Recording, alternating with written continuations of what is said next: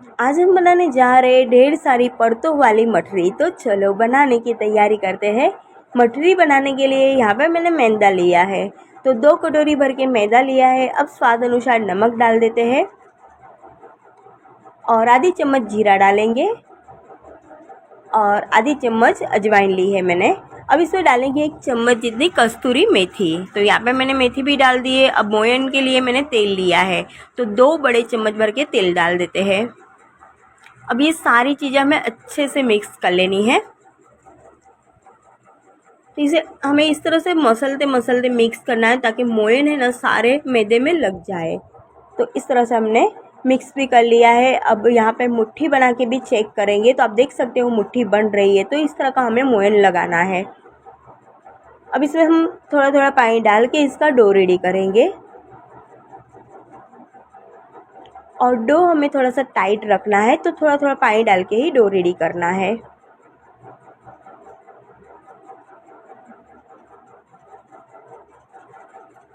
तो इस तरह से हमें थोड़ा थोड़ा पानी डाल के डो रेडी करना है और जैसे रोटी का डो लगाते हैं ना, उससे थोड़ा सा टाइट रखना है। इसलिए यहाँ पे हम थोड़ा थोड़ा पानी डाल के ही डो रेडी कर लेंगे।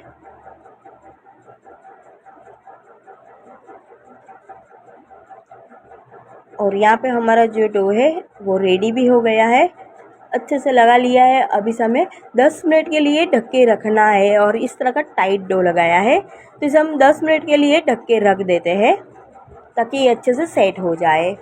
अब यहाँ पे डो हमारा रेस्ट कर रहा है, तब तक यहाँ पे मैंने एक कटोरी में 2 चम्मच मैदा लिया है। यहाँ पे देसी घी डालेंगे, मैंने घी को गर्म करके लिया है और एक स्लरी तैयार करनी है। तो यहाँ पे इसे मिक्स कर लेते हैं। तो यहाँ पे इस तरह की स्लरी हमारी रेडी हो गई है और अब 10 मिनट हो गई है, तो हम यहाँ पे डो को भी चेक कर लेंगे। तो ये अच्छे से रेस्ट करके अच्छा से सेट हो गया है, तो इसे हल्का सा मसल लेते हैं।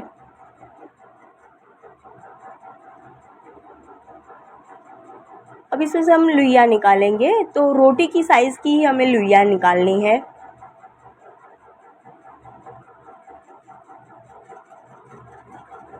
तो जैसे रोटी बनाते हैं ना, उसी की साइज़ की सारी लुइया हम निकाल लेंगे।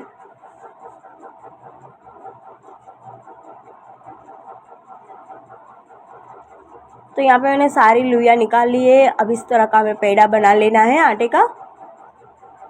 तो इस तरह के पेड़े बना के हमें इसकी रोटी बेलनी है। तो यहाँ पे पेड़ा रख देते हैं और सूखा मैदा लेंगे और इससे हम रोटी बेल लेंगे। और जैसे रोटी बेलते हैं ना, उतना ही पतला इसे बेलना है हमें। तो सूखा मैदा लगाते हुए हमें इसे बेल लेना है।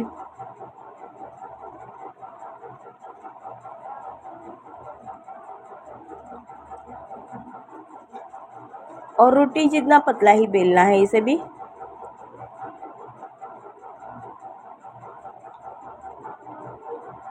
तो यहाँ पे मैंने इसे बेल लिया है और आप देख सकते हो रोटी जितना पतला ही बेला है। तो इसी तरह सारी रोटियां मैंने बेल ली है। तो इस तरह से सारी रोटियां पहले बेल लेनी है, बाद में इसे हमें जो साटा हमने बनाया था ना वो लगाना है, स्लरी बनाई थी वो लगानी है। और यहाँ पे एक रोटी रखेंगे और स्लरी लगाएंगे। इसे साटा भी बोलते हैं, स्लरी भी बोलते हैं। तो यहाँ पे हमें इस तरह से सारी जगह पे लगा लेनी है। अब इस पर हमें थोड़ा सा सूखा मैदा छिड़कना है और इस पर हम दूसरी रोटी रखेंगे। इसी तरह हमें 3 रोटियां इस तरह से रखनी है। तो यहाँ पे हम तीसरी रोटी भी रख देते हैं। तो सारी हमने इस तरह से 3 रोटियां रख दी है और इसे हमें हल्का सा बेलना है और बिल्कुल हल्के हल्के हाथों से इसे बेलना है। तो यहाँ पे इसे मैंने बेल लिया है। अब फिर से हमें स्लरी लगानी है और सारी जगह पे इस तरह से हम पहले लगा लेंगे और सूखा मैदा लगाएंगे। तो यहाँ पे सूखा मैदा भी लगा लिया है। अब इसे हमें इस तरह से मोड़ना है दोनों तरफ से और इस तरफ से भी इस तरह से कर लेंगे और चौकोना शेप देना है हमें। इस तरह से आप देख सकते हो चौकोना हमने पेड़ा बना लिया है। अब इसे हमें फिर से बेलेंगे। अभी ज़्यादा हमें पतला नहीं करना है।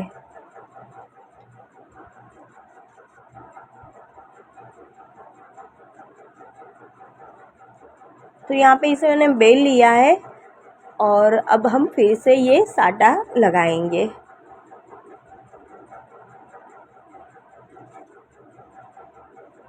और मैदा भी छिड़केंगे। और फिर से हमें दोनों तरफ से इस तरह से मोड़ लेना है, बस दोनों तरफ से ही मोड़ना है। तो यहाँ पे मैंने अच्छे से इसे पैक कर लिया है। अब इसे हल्का सा बेल लेंगे ताकि हम जब फ्राई करें ना तो वो खुलना नहीं चाहिए, तो इस तरह से हमें हल्का सा बेल लेना है। तो यहाँ पे मैंने इसे बेल लिया है। अब इसे हमें कट करना है, तो इसकी साइड जो है ना पहले हम कट कर लेंगे और इसे साइड पे रख देंगे।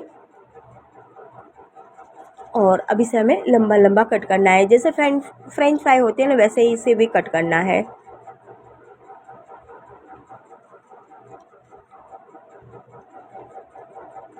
तो यहाँ पे मैंने इसे कट कर लिया है और आप देख सकते हो इस तरह का मैंने कट किया है। अब इसे थाली में हम रख देंगे और सारी पहले हम मठरी बना लेंगे, बाद में इसे फ्राई करेंगे।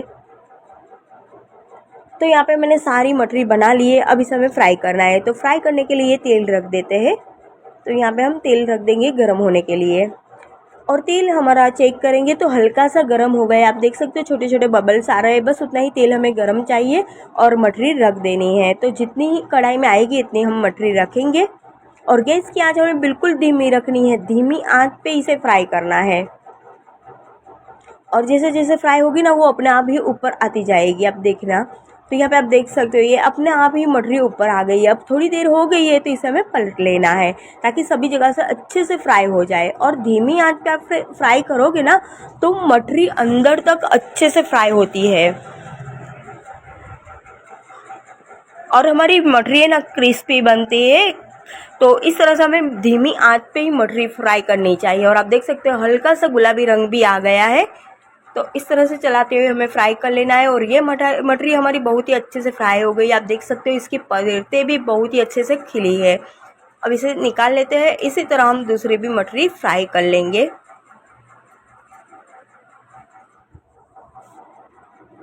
तो यहाँ पे दूसरी भी हम रख देते हैं। और आपको याद रखना है कि मठरी जब भी कोई भी मठरी फ्राई करो ना तो धीमी आंच पे ही फ्राई करना, तभी वो क्रिस्पी करारी बनती है और अंदर तक अच्छे से सिकती है। और इस तरह से बीच बीच में चलाते भी रहना है मठरी को। और यहाँ पे ये भी हमारी मठरी अच्छे से फ्राई हो गई है, और इसकी परतें आप देख सकते हो कितनी अच्छी तरह से खुली है, ये बहुत ही क्रिस्पी बनती है इस तरह से। तो इसे भी हम निकाल लेते हैं सारी मठरी को।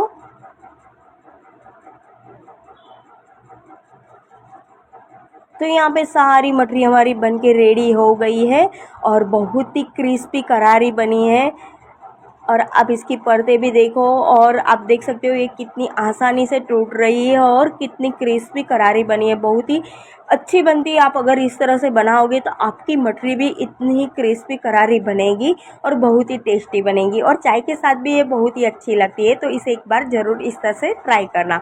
और आज की मठरी की रेसिपी आपको कैसी लगी कमेंट में ज़रूर बताना। वीडियो पसंद आए तो फ्रेंड फैमिली के साथ शेयर करना। मिलते हैं नेक्स्ट वीडियो में, बाय।